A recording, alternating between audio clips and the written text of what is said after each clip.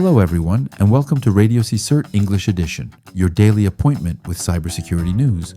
I'm Mark Frederick Gomez, your French cybersecurity voice for today's threat landscape. It's Sunday, November 23rd, 2025. You're listening to episode 29, live from Valencia City, from France.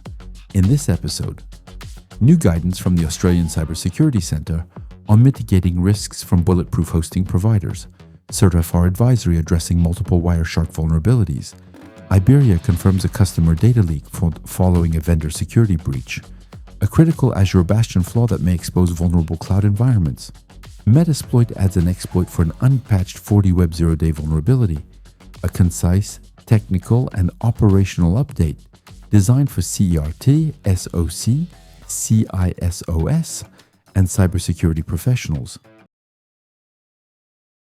The CISA, FBI, NSA, and international partner agencies have released a joint advisory regarding bulletproof hosting, or BPH.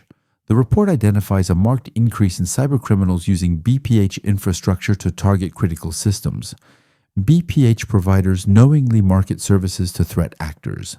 They often resell infrastructure leased or stolen from legitimate cloud providers and ISPs. These providers disregard legal processes, such as subpoenas, and ignore abuse complaints.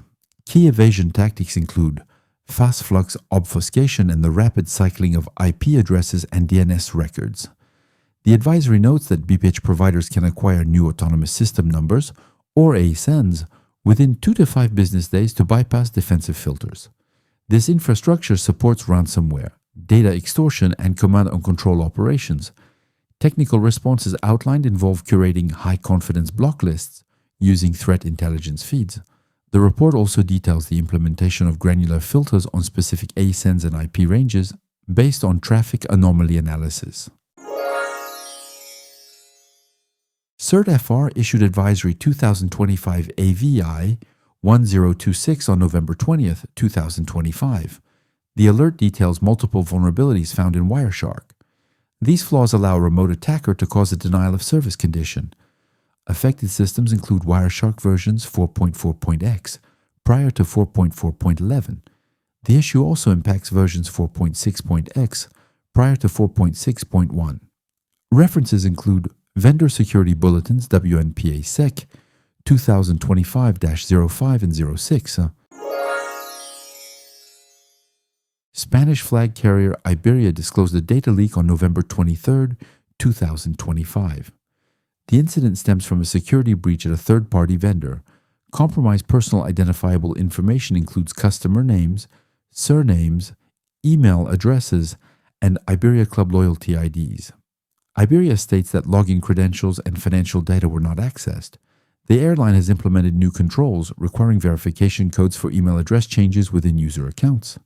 This disclosure follows a recent claim on a hacking forum. A threat actor attempted to sell 77 gigabytes of data for $150,000. The actor alleged this dataset contained internal technical files for A320 and A321 aircraft. The correlation between this specific dark web listing and the confirmed vendor breach remains unverified. A critical vulnerability has been disclosed in Microsoft Azure Bastion.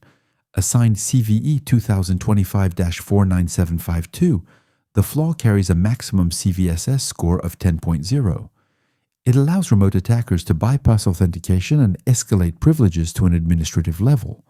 The vulnerability stems from the improper handling of authentication tokens. Threat actors can intercept and replay valid credentials to bypass security controls. Successful exploitation requires no user interaction and can compromise the Bastion host and all connected virtual machines. The issue affects all Azure Bastion deployments prior to the security update released on November 20th, 2025. Researchers at ZeroPath identified this flaw. Rapid7 has updated the Metasploit framework with a new critical exploit module for Fortinet's FortiWeb WAF. Added on November 21st, 2025, this tool allows security professionals to test defenses against a specific high-severity attack chain. The exploit leverages 2 vulnerabilities to achieve unauthenticated root access. First, it uses CVE 2025-64446 to bypass authentication. This flaw enables the unauthorized creation of a new administrator account with random credentials. Next, the module utilizes CVE 2025-58034. This is an operating system command injection vulnerability that allows the new admin user to execute deep system commands. Notably, standard binary payloads fail due to 40-web kernel restrictions on file execution. To evade this, the module employs memory-based script payloads using Bash, Python, or OpenSSL protocol. Defenders should monitor for unexpected admin logins and ensure all 40-web appliances are patched against both CVEs immediately.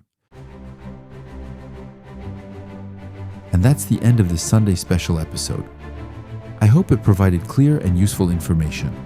And if you are a new listener, feel free to subscribe to the podcast. We are available on Apple Podcast, Amazon Music, YouTube channel, Deezer, and Spotify. You can share your feedback by email at RadioCSIRT@gmail.com. All open source intelligence sources used for this episode are available on RadioCSIRT.com, as well as in the episode description. See you tomorrow for a new episode. Until then, don't think, just patch. Bye.